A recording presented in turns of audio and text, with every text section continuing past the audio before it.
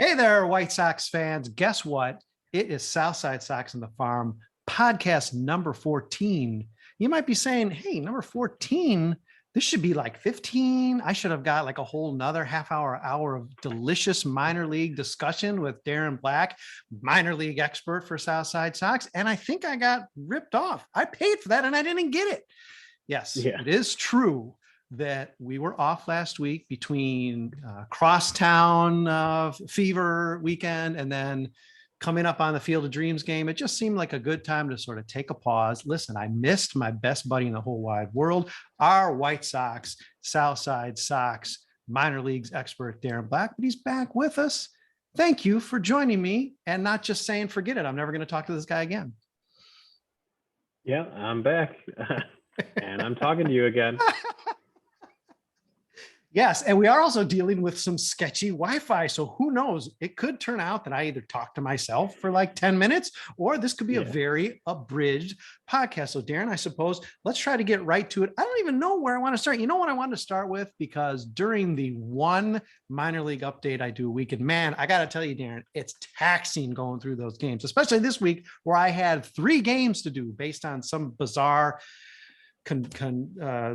conflagration of circumstances, including Charlotte having a scheduled day off on a Saturday night. Very, very curious there. I don't know what was going on with Jacksonville, preseason football or something. I don't know what it was. They had no game.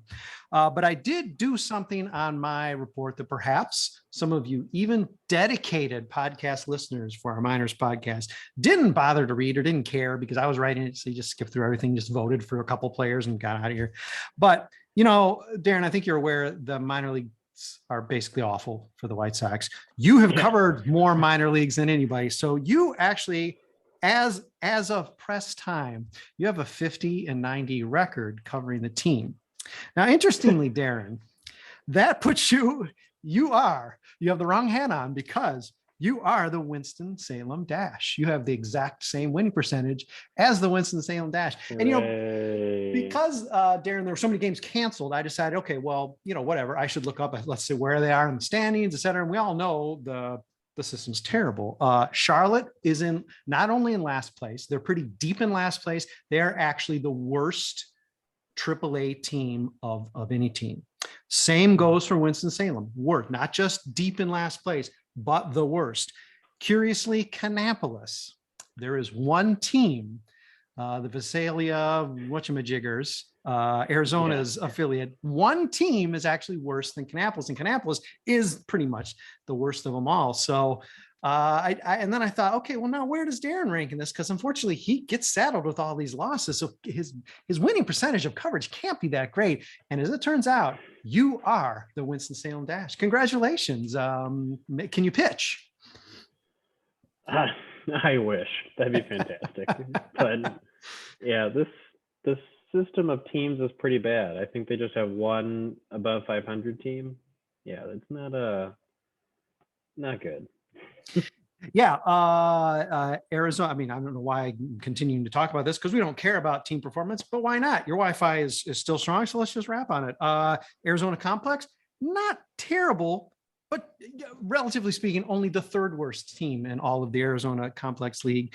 And among 46 teams in the Dominican Summer League, the White Sox actually aren't that bad. They're like sort of middle low, but I also thought it was funny that there are 46 teams and the White Sox have one, which is sort of frightening, but okay, well, I guess that means there are other franchises that only have one. So the White Sox, despite being in Chicago and having lots of money.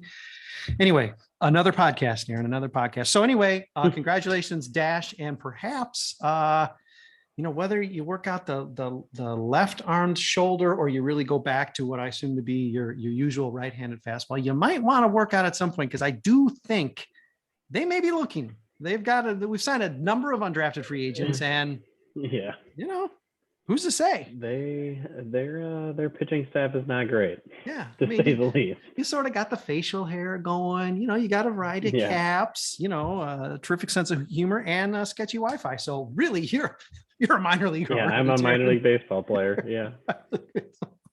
All right. We're going to jump around. I wanted to have a little bit more exhausting list of players, if there are many, who have been released by the White Sox with the influx of new players coming in.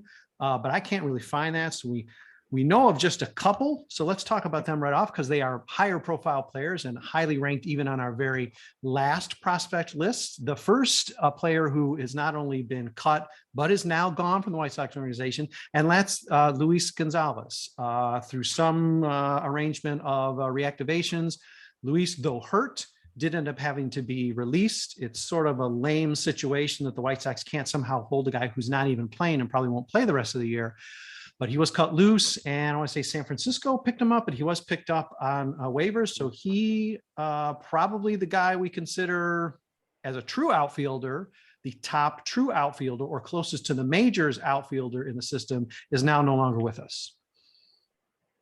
Yeah, so out of the true outfielders, I guess it's really just Luis González and Blake Rutherford at this point. Gonzalez was actually doing pretty well. He was kind of a quad A guy at this point because he was also in the majors for like a little bit last season, just a few games, like 10 games total. But he was having one of his better, well, not one of his better, but a much better offensive season compared to 2019. The last time he was in the minors, he was really showing a bit more power. He was walking a lot more, which was pretty surprising. It was about like 5% up.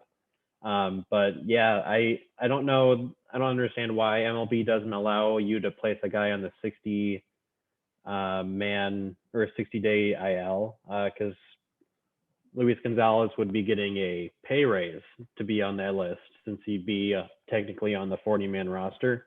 I don't know what's so bad about that, but you're not allowed to do that. And so they cut him to make room for I think it was Jake Lamb. They had a lot of guys come up recently. Yeah. But yeah, and so Jake Lamb's on the team, and now Luis González is in San Francisco. Jake Lamb, but that, that's not up for all the plot lines that we envisioned, Darren. Even on this podcast, I'm not sure cutting Luis González for Jake Lamb to get just a little bit of action out of Jake Lamb, a little bit of third base, a little bit of left field, a little bit of DH out of Jake Lamb would have been on my bingo card at all. So, boy, you can never really predict how seasons go. No. I mean, this happened last year too when they released Basabe, and then San Francisco picked him up. So I guess San Francisco just loves White Sox like 7th and 8th outfielders at this point. And look, that has fueled them to, if not the best record in baseball, one of the best, if not the best in the National League. So clearly, that's Basabe power right there. That's Luis González power. Clever. They have found. They're dedicated to metrics or something because boy, they've found one of the new advantages in the system. I guess you can imagine that there's ways to maybe abuse the system if you're able to take these so-called injuries. I mean, the truth is, if a team wants to pay a guy the minimum salary, I suppose you'd think maybe they should just have a limit for minor league guys who could be put on the 60-man or something. Yeah. You think that that's not just built for abuse, but it is a shame that Luis does have to leave the organization, even if he wasn't shaping up to be maybe a key component in the future. But Darren, let's move on to the next guy. Much fresher news: Zack Burdi, again in a combination of moves today, was released. He is not injured, but he's sort of pitching like he, never really did recover fully from injury, even though he has got cups of coffee in the last 2 seasons with the White Sox. So technically he qualifies as a first rounder of the White Sox who's played on the team this year, and they can pad that list. Didn't really pitch well, obviously, for the White Sox, did not pitch well in Charlotte, and was cut loose. He seems like a guy who might fall potentially in a Tyler Johnson situation where maybe he could come back to the team, but do you anticipate him getting picked up with his first round pedigree?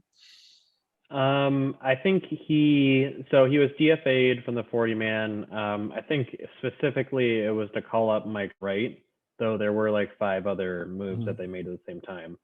I would assume someone is going to put in a claim for him, and then he's going to, whatever new team he's on, he's going to finish out the season and just, I'm not going to say close or be a late inning guy, but just pitch whenever you need a guy to throw out there, because he really hasn't been good. I mean, you've got kind of a tale of two different injury stories with the Knights right now. If Birdy survives the waiver period, Berger, who actually came back, did well, and then Birdy, who was never the same. It's great for Berger, and I'm hopeful that Birdy actually gets claimed, because it'd be nice to see him actually get a chance somewhere else instead of go up and down all the time, which I usually don't think is fantastic for development. Yeah. But he just couldn't cut it. He didn't really have the stuff that he had, and with the bullpen that the Sox have, the arms that they have, the fact that Birdy was DFA'd says a lot about how the White Sox thought about Birdy at this stage of his career. Darren, a broader question just came to me to ask. It's a power arm. It's a max effort pitch league right now. It's a power arm majors and minors. The White Sox, along with probably every organization, including the Angels, who I believe went 20 for 20 in selecting pitchers this last draft, going hard for pitchers. Tanner McDougal's one of the latest who, they sort of took, on the floater that they might be able to wrestle him away from a college commitment, and did succeed in doing that. Does it make it easier for organizations easier might not be the right word, but to cut guys loose because they've been so aggressive in getting the new arms? There's the Caleb Freemans, there's the Bennett Souzas, there's the Andrew Perez's, Kincannon before he got hurt. Is it easier to do guys get flushed through the system quicker now? Or a few years ago, would Zack Burdi even be getting more chances, or is this just something that would happen no matter what? I think, well, quite frankly, I think Zack Burdi has gotten like a decent amount of chances since 2019. He never showed that he was the guy they drafted in the, I'm not sure what to call it, the first round, but like they let a qualified player go or something, whatever that first round is called. I think he got plenty of chances here, and he never showed anything. But I mean, if you just look at the Sox system the past like couple of years, it has been a steady of like Matt Foster, can you show me what you're doing right now? And then 2020 he's great, 2021 he's not. So Ryan Burr, show me what you've got. Evan Marshall, you're pretty bad. Reynaldo Lopez, welcome back. Oh, you're doing pretty well. Okay, well, you're staying here. I think that kind of fits everywhere, because with the Sox, at least, all of them, besides like Evan Marshall for that example, throw 95-ish and then have at least a fine second pitch, and you can do pretty well over 3 batters with that kind of thing. Obviously, like Craig Kimbrell and Liam Hendricks, there aren't like those guys all over the place, like guys that have been around for a long time and have been good for a long time. Because even Aaron Bummer, you've had people were worried like, oh, is he starting to be bad? Because that's just kind of what happens with the relievers. They just kind of lose it, and then he's gotten himself right again. Well, hopefully he'll be good for a long time. But that it definitely seems like that happens more often. I'm sure someone's written a paper at Saber or Fangraphs about it. But it definitely like seems like it with the way that the Sox use their kind of like MLB The Show moves this season. Yeah.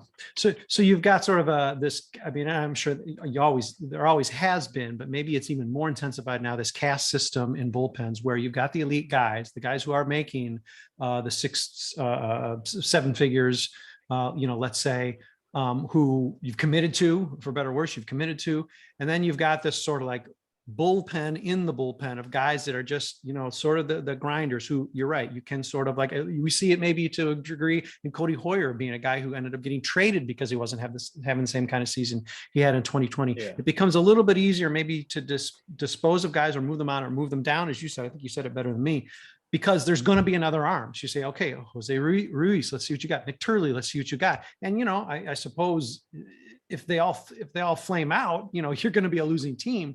But, often enough, a guy sticks and it's like, oh, hey, wait a minute.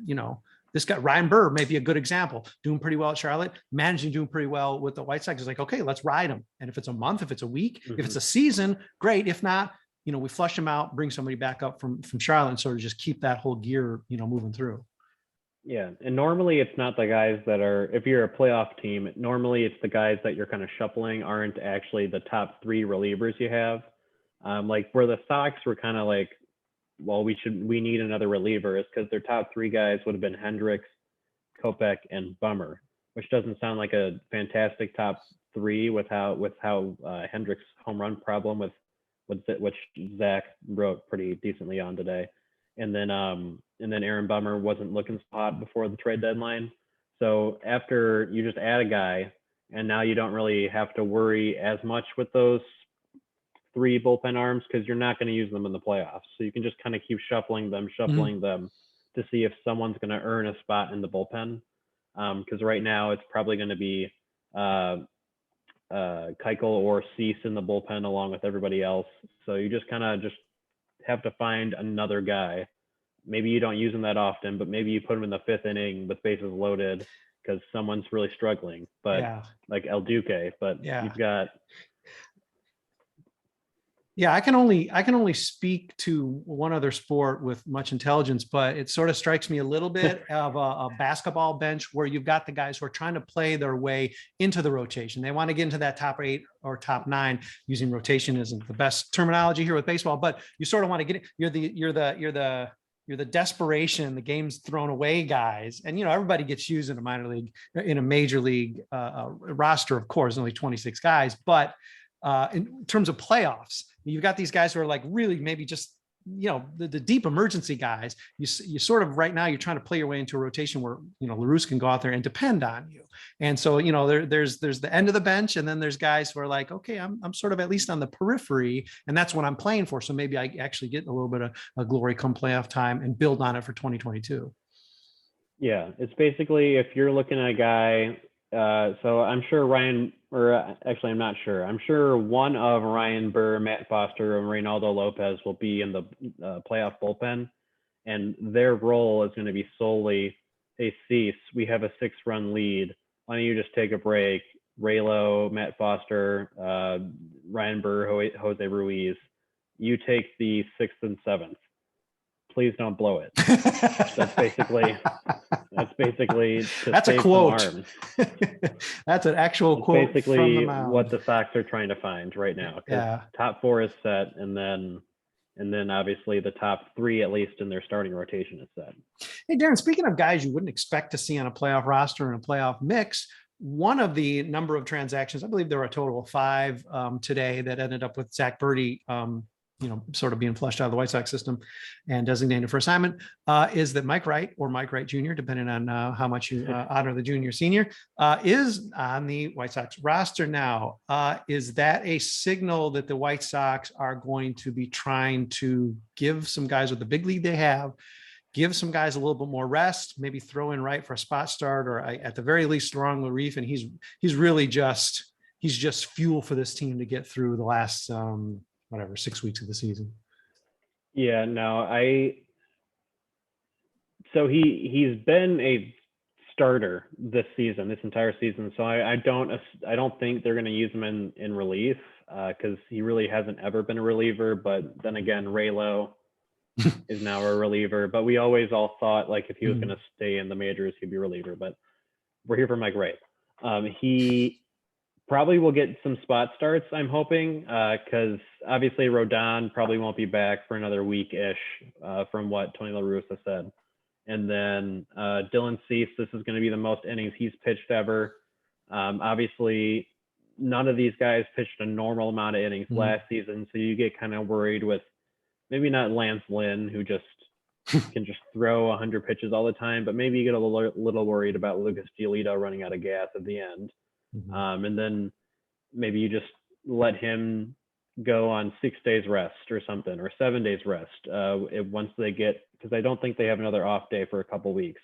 Right. So maybe you have Mike Wright spot start, and then when the rosters go up to 28 in September, you just kind of extend. Now you pitch every 6 days or 7 days, something like that. Yeah, so that's what I think they're going to do, but they have such a big lead. It's just a really weird time to be a Sox fan because these games don't really, you want them to do well against the Yankees and Oaklands, and then it's like, it really doesn't matter until the playoffs. No. It's just a weird, because you're going to have games where Andrew Vaughn's going to start at second base again, I'm pretty sure. It's just going to be those weird games. Oh, no, it'll be a new position. I think he goes to short, Darren. I think he's going to short. Catcher? Yeah, short. Catcher.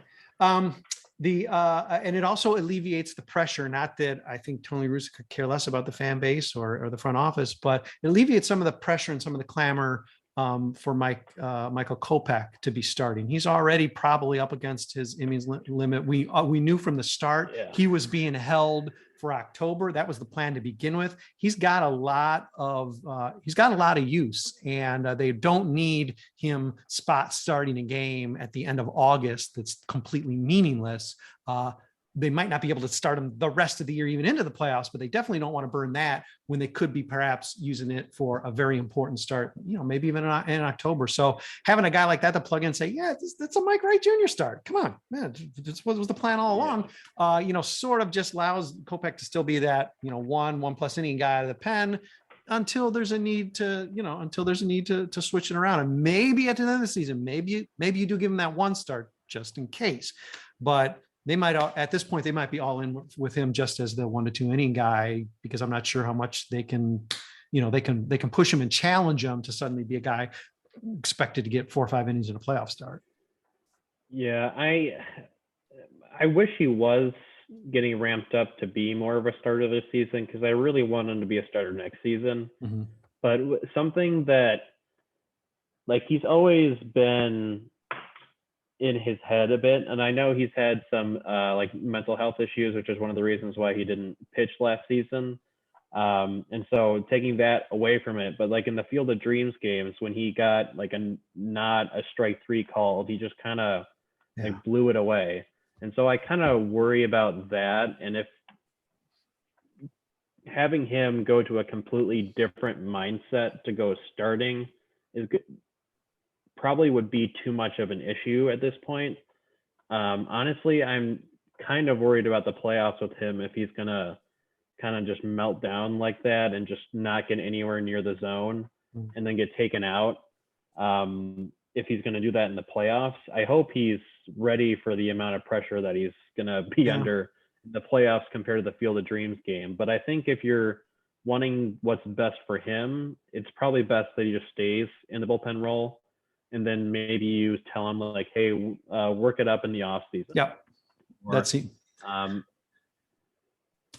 then same thing with Garrett Crochet. I hope they also tell him, hey, go work it up in the off season, because both of them are supposed to be starters. I don't think we as Sox fans should settle for them being relievers. Yeah. We got them to be starters. Yeah. Hey, be ready. If the White Sox swing a bunch of free agent signings in the off season and they don't need to be starters, wink, then Darren, great, terrific. Rodon comes back and they even get a couple other guys. Oh, awesome, man. We're 8 deep. Well, then, okay. Yeah. Still work out a pen. Great. Ain't going to happen. But I mean, I would think for sure in the off season, you ramp those guys up and say, hey, just be ready, because it's a lot easier, I think, to scale down than it would be to scale up. It's impossible to scale up. All right, let's, we've talked a lot of, I guess, AAA majors. I don't know. This is a grab ass. I mean, we were off a week and now I'm lost. It's I'm finally back with my buddy, but I'm just lost. So let's take a Charlotte, Chicago, lane right now. Ooh, it's not a great place to be. The Chicago part's not bad. Charlotte, yikes. Let's use this as an example to take a break. We'll probably shoot all the way down to Arizona, but we'll talk about some other stuff going around in the system after a quick break on Southside Sox on the Farm podcast number 14. Hey, guess what? We are back. It's number 14. I just said that, but you heard a commercial. It was probably for a good product. No, actually, it probably really wasn't, but appreciate you listening. That's cool that you did. I appreciate it. Maybe you got a lucky podcast where somehow it skipped right to the second half and you didn't even have to wait 30 seconds or a minute to hear the next pearls of wisdom coming from my guest, Darren Black, talking about the White Sox system. We covered Charlotte. We covered a lot of stuff in the first half. Let's take a different direction, Darren. Now let's focus on Arizona. Let's just jump down Arizona. Maybe we'll bounce back up to some of the other levels as well. But let's go to Arizona, because we're starting to see all the draft choices getting their feet wet, undrafted free agents, some guys showing out pretty well in Arizona who are not even drafted. Impressions early on, the team itself isn't good, but hey, that just falls in line with the rest of the system. So no big deal there. But guys, shown pretty well to you, or are there a couple guys who early on maybe a little disappointing or concerning? Well, of the top guys, Colson Montgomery, Wes Kath, Tanner McDougal, Sean Burke, they actually all did well. So I don't know how to read into that. Obviously, Sean Burke and Tanner McDougal each just pitched an inning themselves, but it was a pretty good inning. No runs. McDougal struck out all three batters. Colson Montgomery got a walk rate above 10%. Wes Katz has a homer. They should be here for the playoff run. But no, they were drafted out of high school. They're going to probably be in Arizona this season, then Kannapolis for all of next season, unless they do really well. And then they'll probably be in Winston-Salem, Birmingham in 2022, and then Charlotte, White Sox 2023. So I will give all of my hot takes about the 2021 draft class next season. Oh no, I'll ask you next week. Forget it. I'm going to ask you more. I'll be like, I forgot we talked about this. Let's jump to a guy who's moving quickly through the system, who seems to not be able to. I mean, frankly, this goes back to, I'm pretty sure he started in the DSL, but certainly in Arizona, he was great. Kannapolis, he was great. So far, it seems like Winston-Salem, he was great. And that is everyone's favorite, even though Trooper Galactus is trying to steal my thunder on José Rodríguez by claiming, oh, he's my number one prospect or whatever. Hey, Trooper, get in line. I'm on the guy. Get in line. But listen, José Rodríguez has been phenomenal. His promotion. Now, granted, here's the question I want to ask you, because it's a given. He's been doing great. He's hit the ground running, it seems like, in Winston-Salem. I want to compare him to another of the fastest tracking recent players we've had, and that's Luis Robert. And I know that's a ridiculous comparison. To me, a layman, the big difference here is José Rodríguez cannot play defense. But how do those two guys compare? Is there any conceivable way that José Rodríguez moves through the system with close to the rapidity that a guy like Luis Robert did? Because we're looking for guys who are going to move up, not just guys who are going to play decent, show out well at Double A and then just peter out. Is José Rodríguez a kind of guy who could really ride a wave into the major leagues, maybe even sooner than you'd anticipate? So short answer, no. But I will take this opportunity to also bring up that Norge Vera did finally debut. Yes, he did. Because with Luis Roberts' case, he probably should have been in the majors sooner, take out the injuries that he had, but he had to stay in the DSL. Well, no, I shouldn't say that he had to. He stayed in the DSL for tax purposes. I don't understand the whole thing of it, which is probably on purpose. But they saved money keeping Luis Robert in the DSL. Yes. But no, Luis Robert is far and away better than José Rodríguez ever will be. Luis Robert was hitting he had a 200 WRC plus in Winston-Salem, and then basically did the same thing in Birmingham. José Rodríguez had a 110 WRC plus in Kannapolis, which is very good for a 20-year-old. And we'll see how he goes with the Dash. But he had a fine first week. He had his first homer in high A. But he is not – the defense is not close either, but neither is the bat. José Rodríguez is going to be a slow, methodical kind of move up. Unless he does have a really fantastic swing. I love it. Just if he starts getting a bit more home run power, maybe that could change, because I don't really understand why minor league ballparks always have these really tall walls. They just always have tall walls, in the oddest places. So maybe he could have a few more homers instead of doubles, but without that, he's not moving up, because he also doesn't have the walks to go with it either. He's just a bat on ball guy, and that's going to be how he rides his way to the majors. And if that falls even a bit as he gets to tougher pitching, then that's really going to be a wake-up call for everybody involved with him being your number one prospect. I am not one that thinks he is. He's a top 5 prospect in a not very great system. You can read however way you want top 5 prospect in the system or top 5 prospect in a bad system. But he has been really good this season. But he was in Kannapolis for, in my opinion, too long. And the Sox are probably doing it purposefully because they don't really think of him as a got to get him up quickly. And then the last point is Rodríguez is younger than Robert was when he was making his trek through the system by, I think, a couple of years. Yeah. And age plays a big part in promotions as well. Yeah, my understanding of the whole Don't Go Stateside bonus doesn't have to do with the team at all. I'm not sure that if that's what you said. I always assumed it was when you get a pretty good bonus, it's for the player's benefit. I could have that all wrong. I always just assumed it was so the player would be able to like keep more of their money if they don't play in the U.S. because I guess the U.S. would start to tax it, right? I don't know. I think Reinsdorf has to pay. Well, the White Sox board has to pay a certain tax on it too. I see. But Robert did save money staying in the DSL as well. Yeah.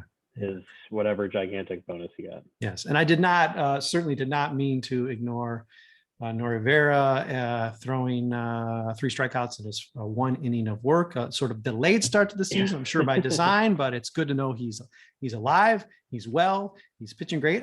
Not a bad DSL team, as we explained. He will not get to face all 45 other teams, but he will get to face plenty, I hope, and probably and play well enough for us to know that he's on a pretty fast track, given that he's clearly not age appropriate for the DSL. So he should be crushing it in the Dominican Republic. And hopefully next year he won't miss a beat. Darren, then let me shift it to this. Not that this is important. It is always nice to see fast movers. It's nice to see guys getting pushed and promoted. You know, even Luis Robert, given the injuries he had, I mean, he just, Madrigal as well. Nick Madrigal, I think, qualifies as guys who just, every time they were challenged by a new level, just killed it. And I'm not saying the White Sox have any of those guys. Do you see anybody, even a short relief guy, making a faster than anticipated move into the majors? Not that the White Sox are desperate, for guys. They're fairly stacked, but you always want those guys nipping at it. Maybe guy who gets to Charlotte faster and starts knocking on the door faster than you expect. Or right now, do we just not have that? Well, I think the best candidate for that was probably Yolki Cespedes, just because he is a bit older and already in Winston-Salem and already like hitting the ball really well. We'll get to the Arizona Fall League later, but I'm guessing that he would be a candidate for that just to get him more at-bats. But I hope he starts in the season in Birmingham next season. If he does, there's a chance that he could get to the majors if he does pretty well again next season. But if he starts in Winston-Salem, then I would see the Robert trajectory. If he crushes there, then go to Birmingham, then Charlotte. But other guys, I can't really see it, just because so many in the lower levels just haven't done so well. You would have assumed heading into the season, Jared Kelly would be a candidate, or Matt Thompson, Drew Dahlquist, but they all didn't do well. Yeah. So you kind of have to just sit back and wait for them to get better. So Cespedes has done well enough is still a handful of games. He's played a month plus maybe worth of games, but shown out pretty well. And as you're pointing out, there's a trajectory that sees him, in the majors if he can get close to the Robert track at his age.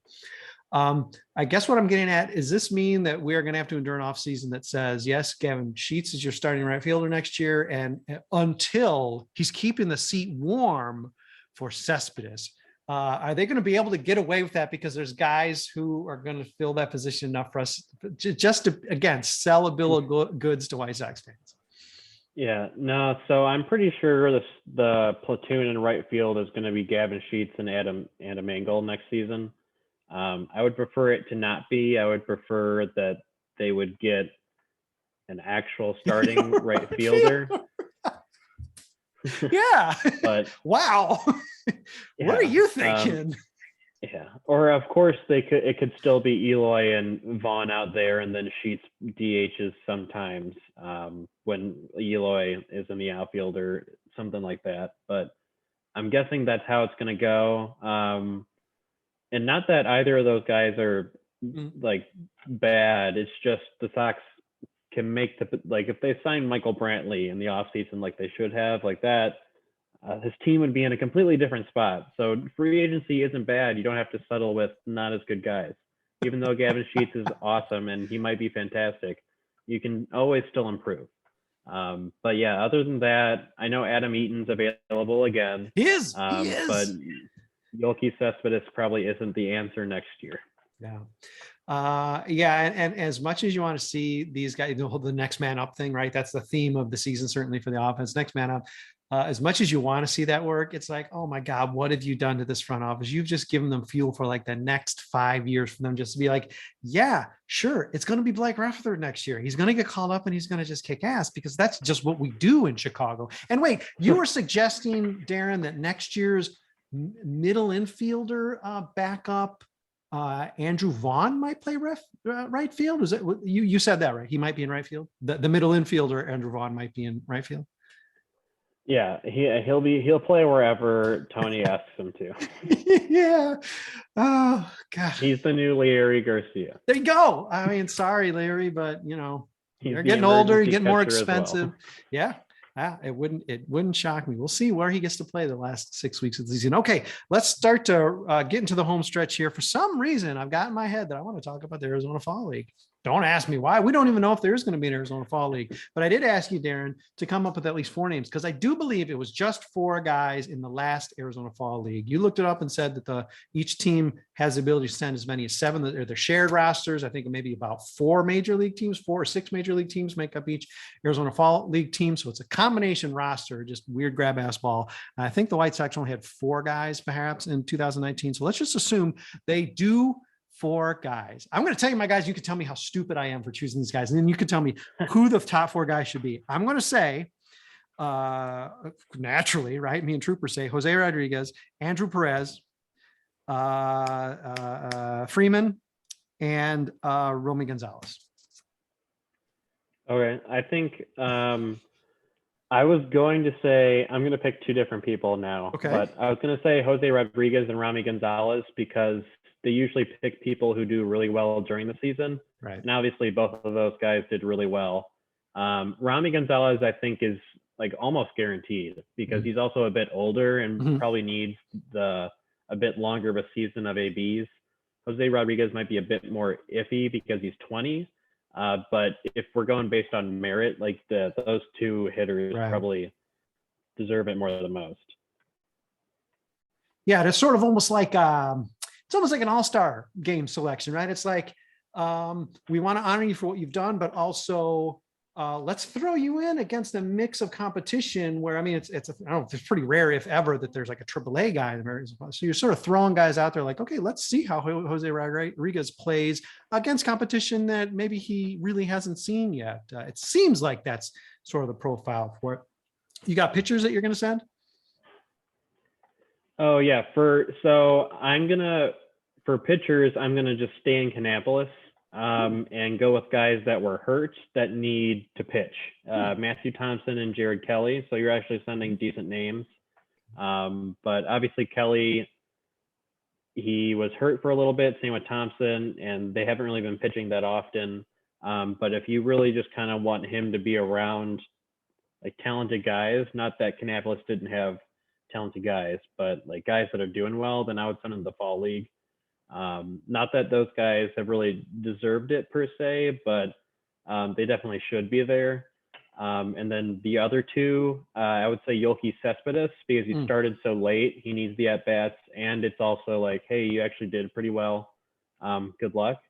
And then Yolbert Sanchez, another guy who's a bit older. Let's see how he does against the older competition. No, those are good. So I think in total, we could have put together a full AFL White Sox complement of 7 if they do that. Yeah, and let's see what I would do.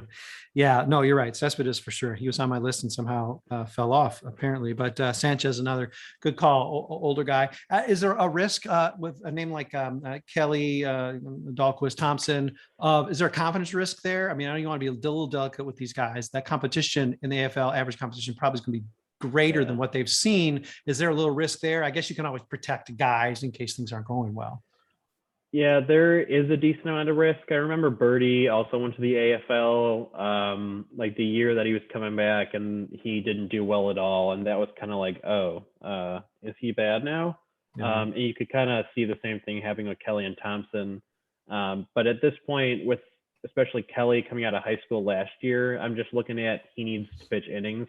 Yeah. And you can't really simulate in-game pitching, and this is the AFL is usually where you do that at. Maybe he doesn't do well, but he hasn't been doing well. So I don't know how much more that can, maybe just like another month of continued not doing well wouldn't be great, but he wouldn't pitch in that many games either, probably like 3 or 4. But yeah. And we don't have to look at so negatively. I mean, Adam Engel is Mr. Super Arizona. He was so great in Arizona Fall League that he now every spring in the Arizona Fall League. Yeah, and every spring training now, Adam Engel has to be an MVP because when he gets to Arizona, if the Diamondbacks were smart, I've said it before, if they were smart, they trade for Adam Engel because Adam Engel could be an MVP playing for the Diamondbacks. He loves Arizona. So it doesn't have to necessarily be a negative thing, even though I think all 4, I still want to say it's 4 in 2019. I don't think anybody did any good for the White Sox. Maybe not terrible, did not do good. I know Blake Rutherford did not do well. Mike Rodolfo, you give him a pass because he was still those were his first games in right field, and he had a few homers, I think. But I mean, it's just it's sort of just a trial league. Okay, man, that is way more Arizona Fall League talk than you ever thought you would get in August. But hey, man, we're on the crest of the wave here with the Southside Sox on the Farm podcast, and we found a way to fill another terrific program. Darren, thank you for picking up the phone this time, man. I just called and I called and I called last Monday, and you just didn't pick up. What's going on with that, man? I just kept pressing decline. I just didn't get it. I don't know. I don't blame you. In fact, I appreciate the fact that like now about 14 times or so, like at least a dozen times, you have actually clicked accept. I appreciate that. I love that show of faith. And maybe when I call next Monday, you'll once again hit accept, and we'll do number 15 together. We'll find some other stuff to talk about in this lousy system. Maybe we will celebrate. Maybe next week's episode will be a celebration of the Birmingham Barons. Yep. The best team in minors White Sox history. Yes, virtually, absolutely virtually. Probably still riding the Michael Jordan bus. All right, Darren. Well, thanks for hopping on. Space Jam 2 came out, so yeah. See, there you go. There's money lying around. We will do this again in a week. We promise we will not deprive you dedicated and loyal paid subscribers. We will absolutely not deny you another episode of Southside Sox on the Farm, at least until maybe, I don't know, the season's over. I'm guessing there's not going to be a lot of playoffs for the White Sox organization this year, but we will talk Birmingham, because they put that Barons uniform on and they just mash hell out of the ball. And we like to see that. It's good to know that one level still remembers how to do that, because even Charlotte seems to have forgotten, especially with the guys who were injured. But everybody, thanks as always for listening to our podcast, reading our site, checking out our stuff. We'll be back with you in another week. It will be Southside Sox on the Farm 15. And until then, we will see you.